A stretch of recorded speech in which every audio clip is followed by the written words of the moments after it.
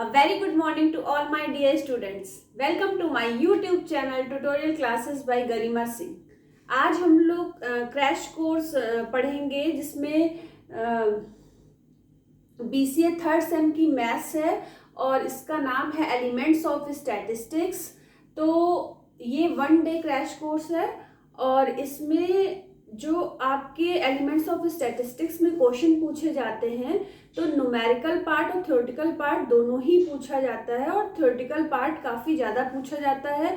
तो उसको आप किस तरीके से अटेम्प्ट करोगे थ्योरेटिकल पार्ट वो आज आप लोग समझोगे. तो यूनिट 1 से यूनिट 6 तक हम लोग सब कुछ आज ही डिस्कस करेंगे क्योंकि आप लोगों का एग्ज़ाम 24 को है मैथ्स का एग्ज़ाम. तो टाइम तो है नहीं क्योंकि 18 से आपके एग्ज़ाम स्टार्ट हो रहे हैं और आज 14 है. ठीक है, तो आज 14 है और 14 को आप लोगों को पता है कि वैलेंटाइंस डे होता है. तो टीचर का प्यार ये है कि आप लोगों का फ्यूचर अच्छे से अच्छा बने. So all of you Valentine's day.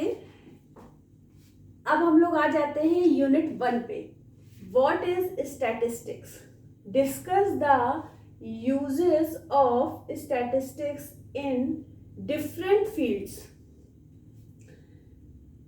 15 marks का अगर ये क्वेश्चन आएगा, आपको जो आपका सेक्शन ए आता है, ठीक है, एग्जाम में जो सेक्शन ए आता है उसमें 5 क्वेश्चन होते हैं और उसमें कोई भी ऑप्शन नहीं होता कि उन 5 में से आपको 3 करने हैं.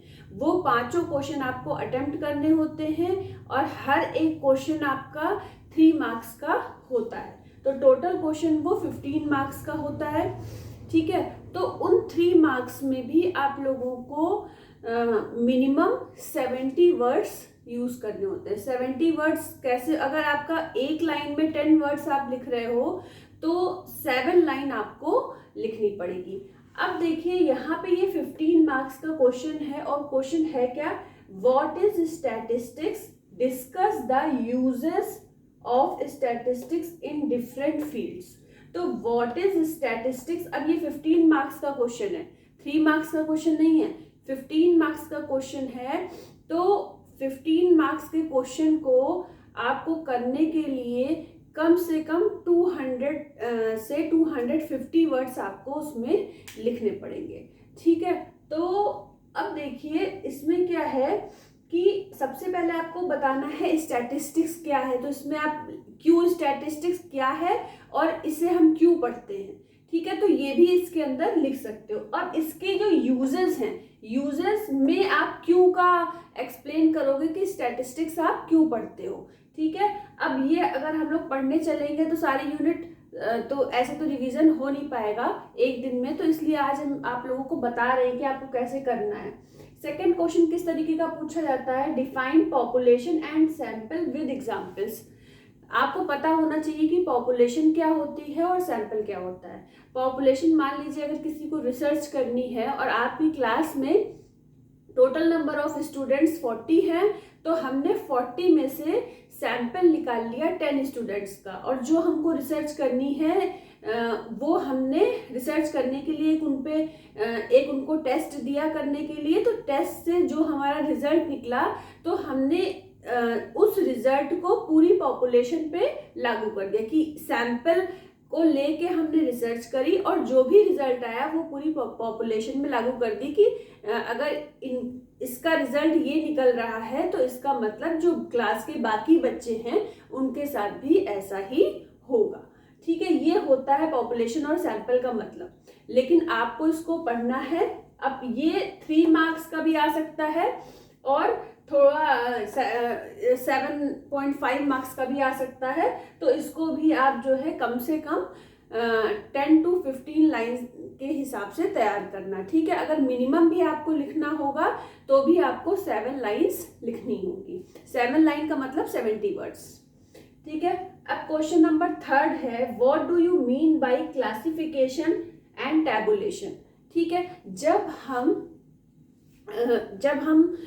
कोई डेटा लेने जाते हैं, ठीक है, जब हम किसी डेटा को फर्स्ट बार लेने गए, हमने उस डेटा को कहीं से लिया नहीं, मतलब ना ही हमने उसको न्यूज़पेपर में कि कुछ आया है उससे ले लिया, ना किसी मैगजीन से लिया, ना किसी हमने थीसिस से लिया, ना हमने किसी ऐसी जगह से लिया, ना हमने किसी ऑफिस से जाके उनकी फाइल से वो डेटा लिया।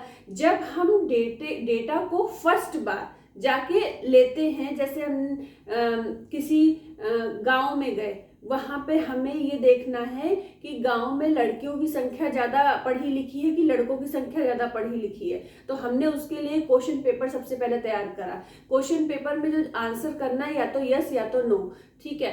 तो अब हो सकता है उसमें वर्ड्स के थ्रू भी आंसर करना, तो वो हमने जाके खुद डेटा इकट्ठा करा, लोगों को दिए पेपर, उन्होंने सॉल्व किया, हमको दिया।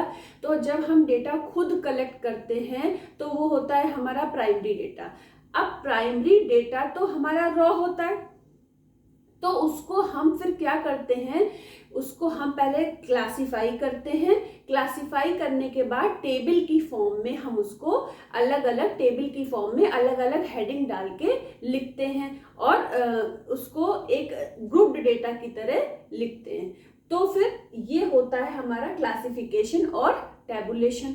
तो इसको भी अब आप देखो 15 मार्क्स का आता है। तो सबसे पहले आप देखो what do you mean by classification.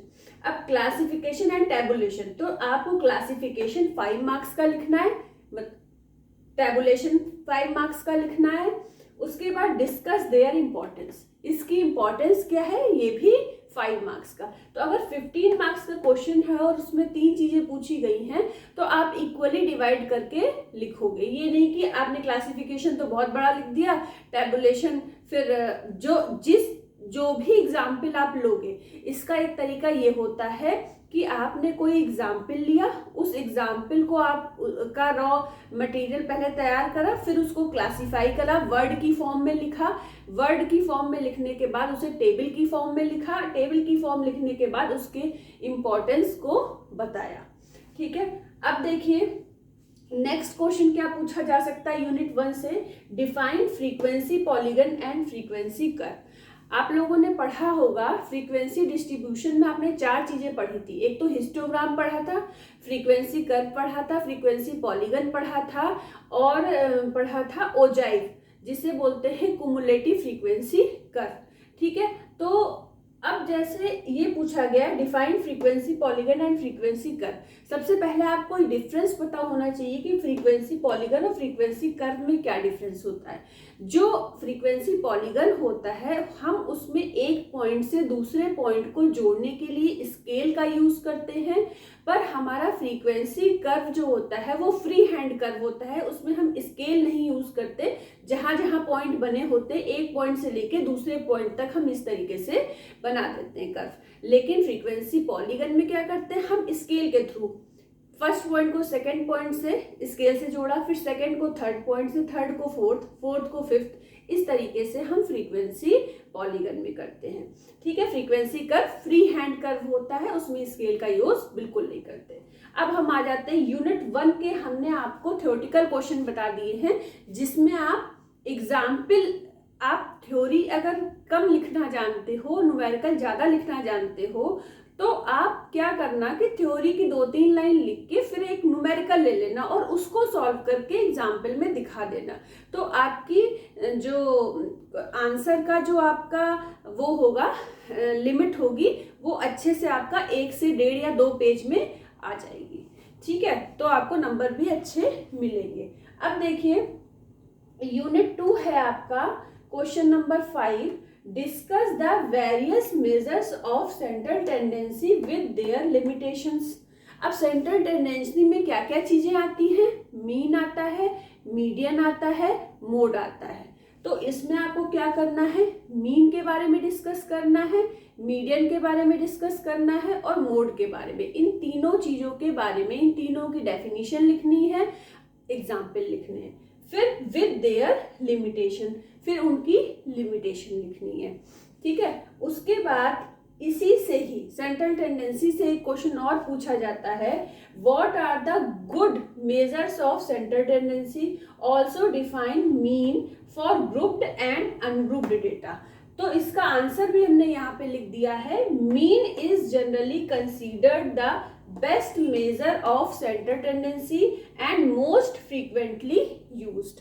तो सेंट्रल टेंडेंसी में 3 चीजें आती हैं, मीन, मीडियन और मोड। उसमें से सबसे अच्छा मेजर किससे होता है? मीन से, ठीक है। उसके बाद यहाँ पे ग्रुप्ड और अनग्रुप्ड डेटा की बात की गई है और बोला गया है कि also define mean for grouped and ungrouped data. तो अनग्रुप्ड डेटा और ग्रुप्ड डेटा के बारे में पता होना चाहिए। अनग्रुप्ड डेटा रॉ डेटा होता है और इसमें कोई भी क्यू नहीं होती। जैसे 1 के बाद 2 आता है, 2 के बाद 3, 3 के बाद 4, ऐसा कुछ भी नहीं है। जैसे आप देखिए अनग्रुप्ड डेटा है 15, 64, 20, 25, 50। इसमें कोई भी ऑर्डर में नहीं है, ना ही असेंडिंग ऑर्डर में लिखा है, ना ही ये डिसेंडिंग ऑर्डर में लिखा है। तो अनग्रुप्ड डेटा जो होता है वो किसी ऑर्डर में नहीं लिखा होता है। और ग्रुप्ड डेटा जो होता है वो क्लासेस की फॉर्म में लिखा होता है, जैसे 0 से 20, 20 से 40, 40 से 60, ठीक है। और इसमें फ्रीक्वेंसी भी गिवन होती है, ठीक है। तो आप क्या करोगे, एक एग्जाम्पल ले लोगे अनग्रुप डेटा का, एक एग्जाम्पल ले लोगे ग्रुप डेटा का, और उसमें जो है मीन निकाल के फॉर्मूला लगा के दिखा दोगे, तो ये आपका 15 मार्क्स का क्वेश्चन बन जाता है, ठीक है। तो ये हो गया यूनिट 1 और यूनिट 2 से पूछे जाने वाले क्वेश्चन, जिसमें हमने न्यूमेरिकल ऐड नहीं करा है। थ्योरेटिकल पार्ट में क्या क्या चीजें पूछी जाती हैं, इसके लिए बच्चों को बहुत ज्यादा कंफ्यूजन है। तो ये सारे क्वेश्चन मोस्ट इंपॉर्टेंट क्वेश्चन है जो एग्जाम में पूछे जाते हैं, तो इनको आप लोग जरूर तैयार कर लीजिए। एग्जाम से पहले आपकी शायद 2 डेज का हॉलीडे पड़ रहा है, तो आप उसमें आसानी से तैयार कर सकते हो। बोलते हैं कि वैसे तो साल भर आप 6 महीने का सेमेस्टर होता है, जिसमें कोई बच्चा है जो हर दिन पढ़ता है और एग्जाम टाइम में किसी रीजन की वजह से नहीं पढ़ पाया, नहीं रिवाइज कर पाया, तो उसके अच्छे नंबर नहीं आ पाते हैं। लेकिन कुछ बच्चे ऐसे होते हैं कि रोज नहीं पढ़ते, लेकिन एग्जाम से 10 दिन पहले इतना ज़्यादा पढ़ लेते हैं और रात दिन बस पढ़ते रहते हैं और वो 80 अबव मार्क्स ले आते हैं। तो आप जो है दोनों टाइप में जो से भी बच्चे हो, एग्जाम से पहले रिवीजन बहुत जरूरी होता है, ठीक है। तो अब आइए देखते हैं हम लोग इसके आगे यूनिट 3 और यूनिट 4 में क्या क्वेश्चन पूछे जाते हैं।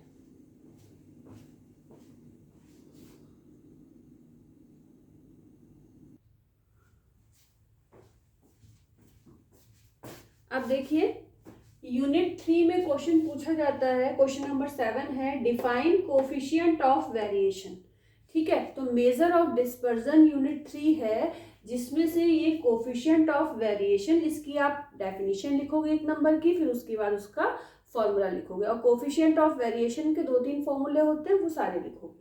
Discuss various measures of dispersion.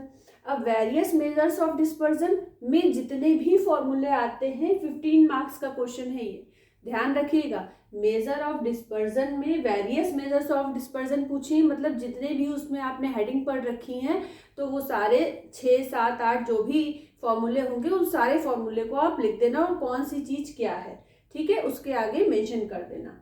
With their merits और डीमेरिट्स। मेरिट का मतलब उसके अच्छाइयाँ क्या है, डीमेरिट्स का मतलब क्या उसमें बुराइयां हैं, ये लिखना है। Discuss measures of dispersion and relative measure of dispersion, ये 3 नंबर का क्वेश्चन आएगा। कितने मार्क्स का आएगा, तो 3 मार्क्स का आएगा।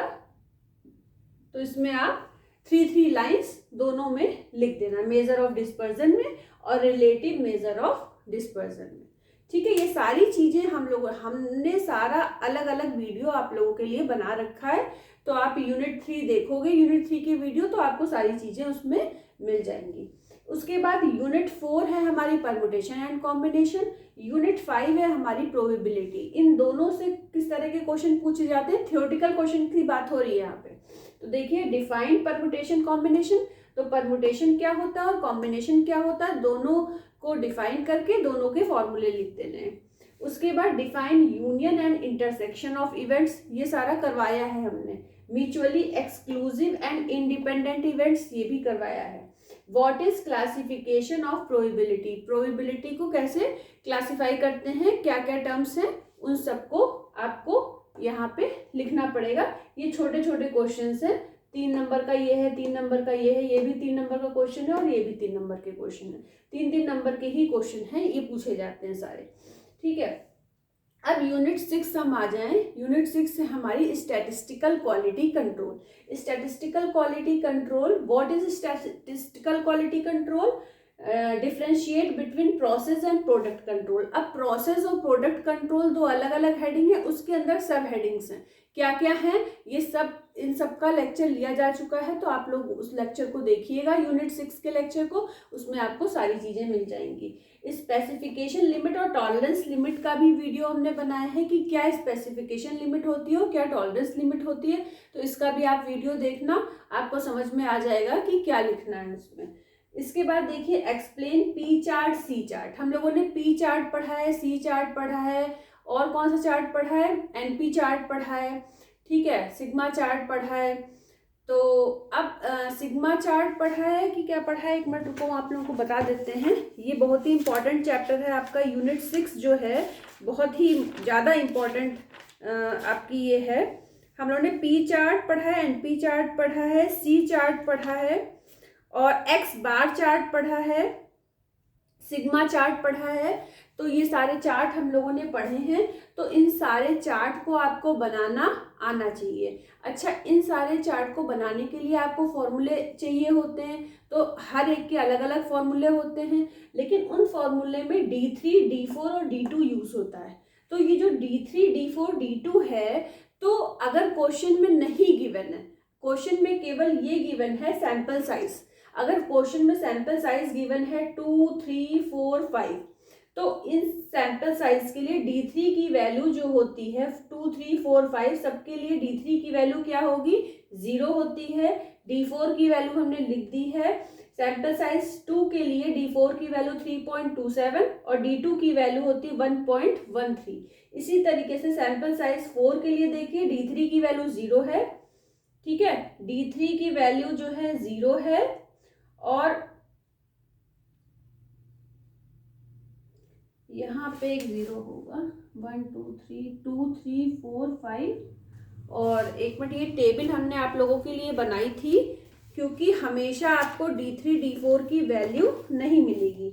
तो सैंपल साइज 6 तक के लिए ये है 2, 3, 4, 5 और 6, तो 1, 2, 3, 4, 5, तो इन सब के लिए सैंपल साइज 2, 3, 4, 5 और 6 के लिए सबके लिए D3 की वैल्यू क्या हो जाएगी? 0। D4 की वैल्यू हमने लिख दी है, सैंपल साइज 6 के लिए D4 की वैल्यू 2 होती है, और 2 से पहले जितनी है ऊपर नीचे जाते जाएंगे तो D3 की वैल्यू कम होती जाती है। और इसका उल्टा स्मॉल D2 में क्या होता है, जैसे जैसे हम नीचे जाते हैं सैंपल साइज बढ़ता जाता है, तो D2 की वैल्यू बढ़ती जाती है। n = 6 के लिए D2 की वैल्यू है हमारी 2.53। तो इसकी और इससे पहले वाले जो बोर्ड की हम पिक लेके आपको इसमें जो वीडियो बन रहा है इसके डिस्क्रिप्शन बॉक्स में ये दोनों पिक होंगी, तो आप उसको लार्ज करके देख लेना। तैयारी अच्छे से करिए मैथ्स की, आपने अब तक बहुत अच्छे से पढ़ा है, तो लास्ट टाइम में एग्जाम में आप बिल्कुल जो है लापरवाही मत करिए और खूब अच्छे से पढ़िए। आगे तो हम क्या बोलें, all the best to all of you, thank you.